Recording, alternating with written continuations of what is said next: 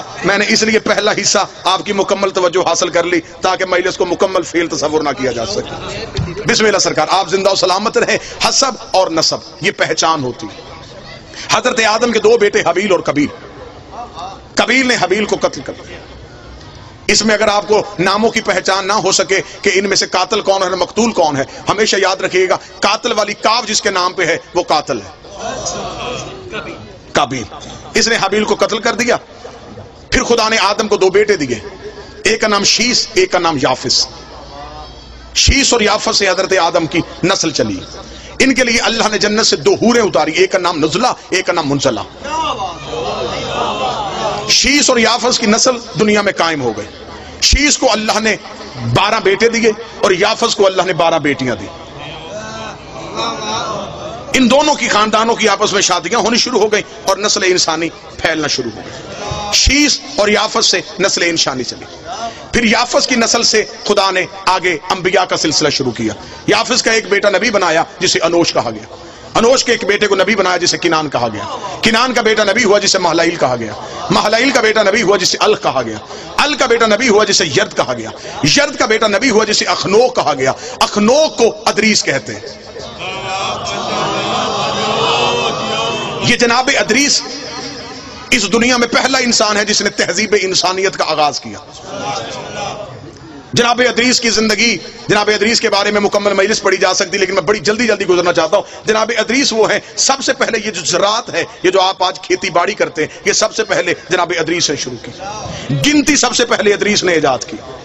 ستاروں کا علم سب سے پہلے زمین پہ جناب ادریس نے پہنچایا۔ سب سے زیادہ مشہور یہ ہے کہ جو انسان کپڑے پہنتا ہے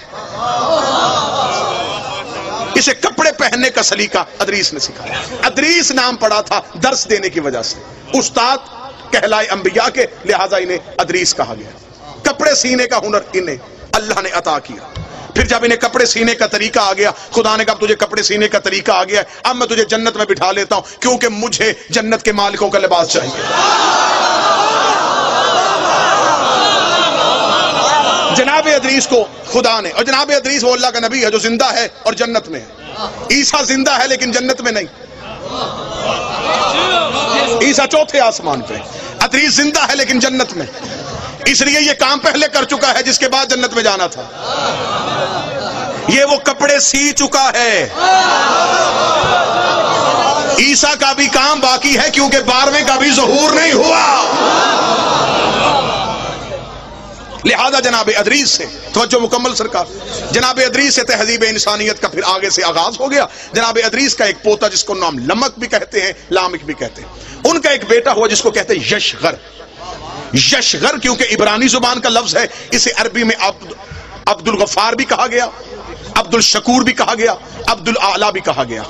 یہ 3 نام تاریخ میں عرب کی طرح لکھے، لیکن نام ان کا پڑ گیا نوح، نوحہ پڑھنے کی وجہ سے۔ قوم ظلم کرتی تھی، نوح نوحہ پڑھتا تھا۔ قوم پتھر مارتی تھی، نوح نوحہ پڑھتا تھا۔ نوحے پڑھنا نبیوں کی سنت ہے، پتھر مارنا کافروں کی عادت۔ نوجوان آج کی مجلس کو مکمل توجہ فرمائیے۔ جناب نوح نے سلسلہ تبلیغ کا آغاز کر دیا۔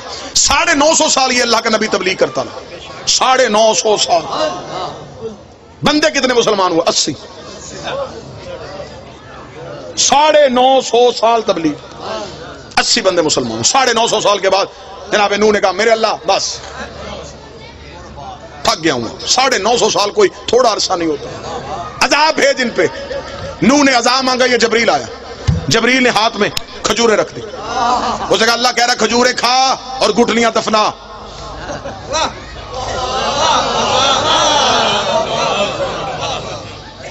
اب دیکھیں حد ہو گئی، اب مانگا اس نے عذاب تھا، کھجوریں گئی۔ نوح نے کہا میں 950 سال کے بعد اگر مانگا ہی مانگا تو اس نے کھجوریں کیوں بھیج دی؟ جبریل نے کہا خدا کہہ رہا ہے کہ کھجوریں کھا اور اس کی گٹلیاں زمین میں دفنا، ان سے کھجور کا درخت پیدا ہوگا۔ جب وہ کھجور کا درخت پیدا ہو جائے اس کھجور کے درخت کے لکڑیاں اتارنا، اس لکڑی کے پھٹے بنانا، ان پھٹوں سے پھر ایک کشتی بنانا۔ नूह ने कहा कि क्योंकि जो जमींदार बंदे बैठे ये मेरी इस बात को जरूर यकीनन इस पे दलील देंगे, खजूर वो दरख्त है जो देर से जवान होता, बेरी कहता, सफेदा कहता, कोई और दरख्त कहता, खुदा ने कहा खजूर से। नूह ने कहा खजूर कब जवान होगी, कब लकड़ियां उतारूं, मैं किसी और दरख्त की लकड़ियां उठा लूं, लफ्ज सुनना लफ्ज, मैं किसी और दरख्त की लकड़ी उठा के उससे बनाऊं। जबरील ने कहा तुझे नहीं पता सफीना बनना है नजात का, नजात के सफीने को यहां की लकड़ी लग ही नहीं सकती। कौन शिया है जिसे नबी की हदीस नहीं याद? नबी ने कहा मेरी अहले बैत की मिसाल सफीना नूह की है। अगर नूह की कश्ती को यहां की लकड़ी नहीं लगती तो अहले बैत में कोई गुनाहगार कैसे आ सकता?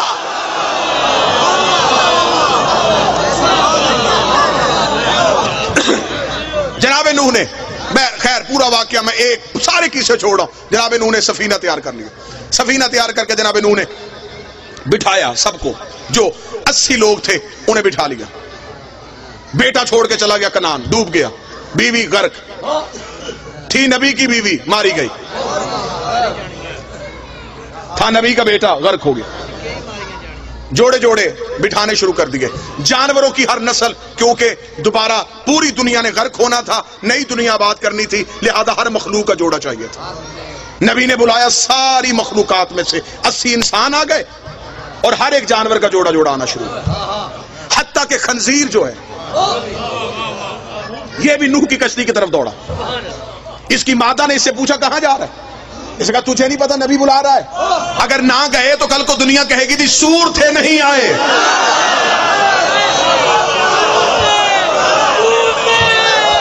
कोई बंदा तो होगा जो सदर की कदर करेगा।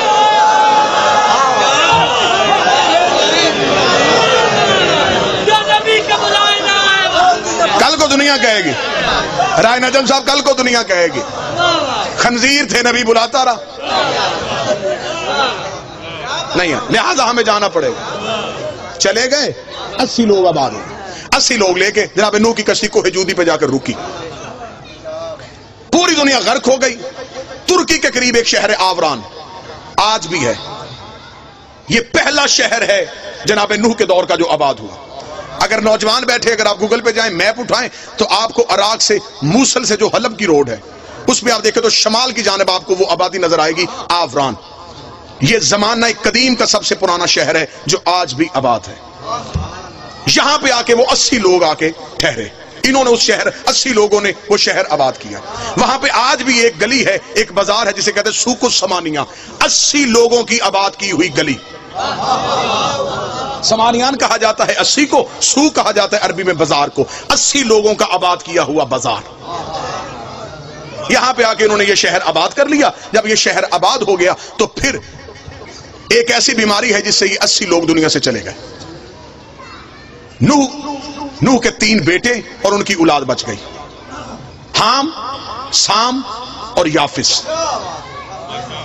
अब खुदा ने दोबारा नस्ल इंसानियत का आगाज कर दिया। हाम, साम, याफिस, नौजवान याद रखिएगा आज की तकरीर, हाम, साम और याफिस। अब इससे नस्ल इंसानियत शुरू होने लगी, क्योंकि खुदा अब दोबारा इंसान को ताहिर करने लगा है, मरकज इस्मत पे इंसान को लेके वापस आने लगा है। अब हाम, साम और याफिस ये 3 बेटे हैं जिनसे नस्ल इंसानियत का आगाज हो गया। हाम के 9 बेटे, साम के 9 बेटे, याफिस के 11 बेटे, जिससे नस्ल इंसानी चली।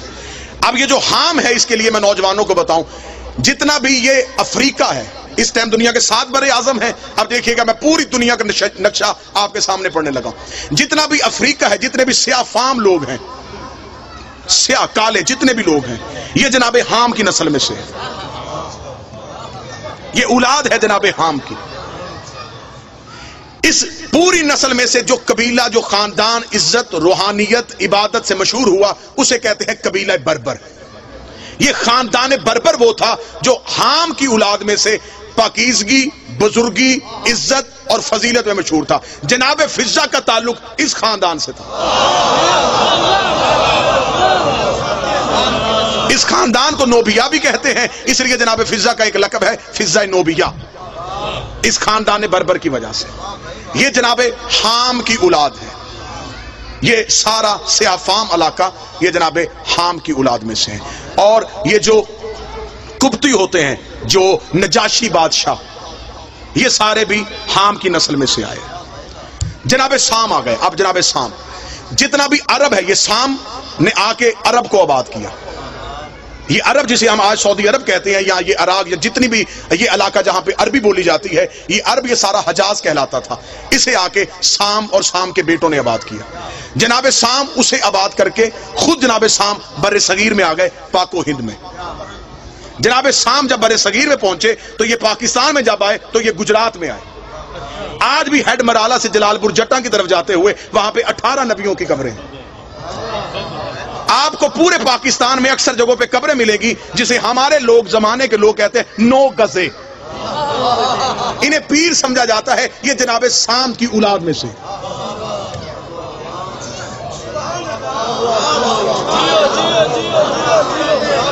بلکہ تاریخ کہتی ہے کہ خود جناب سام کی قبر بھی جو ہے وہ گجرات میں۔ جناب سام بر صغیر میں آ کے آباد ہو گئے۔ اب جناب سام کی 2 طرح کی نسلیں چلی، ایک نے عرب آباد کیا، ایک نے یہ ہندوستان کو آباد کیا۔ سب سے زیادہ ان تینوں نسلوں میں سے جو سب سے زیادہ نبی آئے وہ جناب سام کی نسل میں سے آئے۔ کم از کم تاریخ نے تعداد لکھی ہے 4000 نبی جناب سام کی نسل میں سے۔ ہمارے رسول کا تعلق جناب سام کی نسل میں سے۔ جناب سام، اب آپ کو ذہن میں بڑا کوشش کر رہا ہوں، بڑا خوبصورت کر کے آپ کے سامنے بیان کروں۔ جناب حام کی نسل کالے، قبیلہ مشہور بربر۔ جناب سام کی نسل عرب اور ہندوستان کے لوگ۔ قبیلہ جو مشہور ہوا وہ قریش، با عزت، با عظمت، با کردار، عبادت، تقوی، پرہیزگاری کی بنیاد پہ جو سب سے افضل ہے وہ جناب سام کی نسل میں سے یہ سلسلہ قریش چلا، جس میں سے سارے انبیاء آئے۔ بور تو نہیں ہو گیا اب اس بات میں؟ اس سے آگے جناب یافس، بسم اللہ سرکار، اس سے آگے جناب یافس۔ جناب یافس نے آ کے جتنا بھی ہمارا یورپ ہے، آذربائیجان، ترکمانستان، اٹلی، یورپ، اس سارے کو آ کے جناب یافس کے بیٹوں نے آباد کیا۔ یہاں پہ سلسلہ چلا جناب یافس کا۔ جتنے بھی کیسر تھے، ایک بات ہمیشہ یاد رکھیے گا، اکثر ہمارے لوگ ایک بہت بڑی غلط فہمی میں ہیں، اور 98% لوگ اس غلط فہمی میں، وہ سمجھتے ہیں کہ فرعون نام تھا۔ وہ یہ سمجھتے ہیں کہ کیسر نام ہوتا ہے، کسرا نام ہوتا ہے۔ نہیں، جتنے بھی مصر کے بادشاہ ہوتے تھے ان سب کو فرعون کہا جاتا تھا۔ جتنے روم کے بادشاہ ہوتے تھے ان سب کو کیسر کہا جاتا تھا۔ جتنے ایران کے بادشاہ ہوتے تھے ان سب کو کسرا کہا جاتا تھا، اور جتنے عرب کے بادشاہ ہوتے تھے انہیں سردار کہا جاتا تھا۔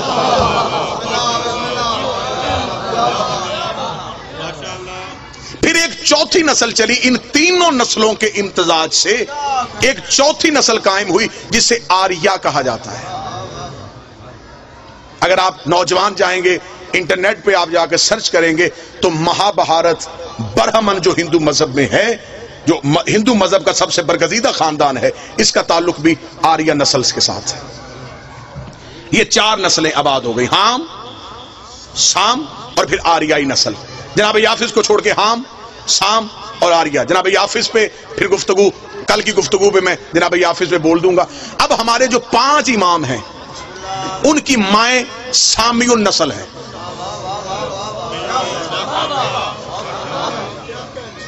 پیر ایسا ہونا چاہیے جس کی ماں کا بھی شجرہ پڑھو تو شرمندگی نہ ہو۔ امام ہونا ایسا چاہیے، مائیں بھی پاک ہوں، باپ بھی پاک ہوں۔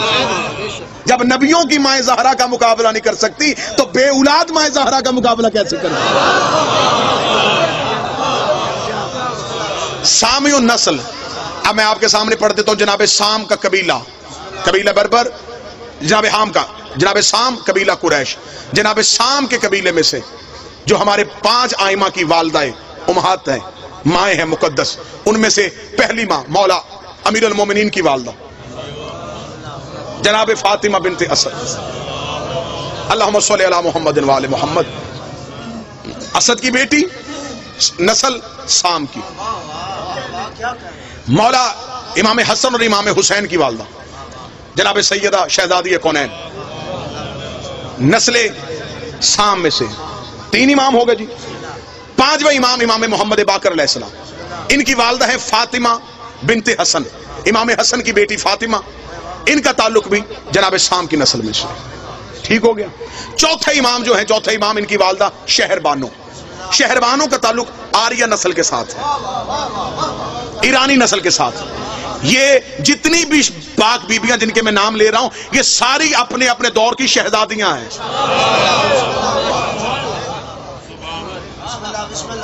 5 इमाम जिनकी माएं सामियु नस्ल में से हैं। 3 इमाम वो हैं जिनकी माएं हामियु नस्ल में से हैं। जनाब इमाम मूसा काज़म अलैहिस्सलाम, अल्लाहुम्मा सल्ली अला मुहम्मद व आले मुहम्मद, उनकी वालदा हमीदा खतून। इमाम मोहम्मद तकी उनकी वालदा समाना खतून। इमाम अली नकी उनकी वालदा सबीका खतून। ये 3 माएं वो हैं जिनका ताल्लुक जो है वो हामियु नस्ल के साथ है। फिर आगे 3 माएं हैं जिनका ताल्लुक आर्याई नस्ल के साथ है। जनाबे शहरबानो, इमाम ज़ैनुल आबिदीन की वालदा, इमाम हसन अस्करी की वालदा हदीसा खतून, इनका ताल्लुक भी आर्याई नस्ल के साथ है। जनाबे शहरबानो नुशेरवान आदल, उसका बेटा कबीर था, उसका बेटा फिर आगे जाके खुसरो परवेज, खुसरो परवेज का बेटा यज़गर्द, यज़गर्द की बेटी है जनाबे शहरबानो। एक जुमले में, बड़ी जल्दी जल्दी में एक जुमले में खत्म कर देता हूं। ये बीबी शहरबानो, ये 2 बहनें थी, गिहान बानो और शहरबानो। दूसरी खिलाफत के दौर में इन्होंने, क्योंकि ईरान बहुत बड़ी सल्तनत थी, दूसरे खलीफा ने ईरान पे कब्जा करने के लिए फौजें भेज दी। फौजों की चढ़ाई हो गई और बहुत लंबी जंग शुरू हो गई ईरानियों के साथ। वहां पे तीसरी खिलाफत का दौर खत्म हो रहा था जब ये जंग जीत के वहां से कैदियों को कैद करके पहुंचे। जब ये मदीने पहुंचे हैं तो उस वक्त तख्त में अमीरुल मोमिनीन बैठ चुके थे। इन्होंने लाके कैदी मौला अमीर के दरबार में पेश कर दिए। मौला अमीरुल मोमिनीन के दरबार में जब कैदियों को पेश किया तो उसमें ये 2 बीबियां भी थी, जनाब शहरबानो भी थी और जनाब गिहान बानो भी थी। इमाम अली ने फरमाया फौरन इन बीबियों को आजाद करो, शरीफ की बेटियों को यूं कैद करके नहीं लाते।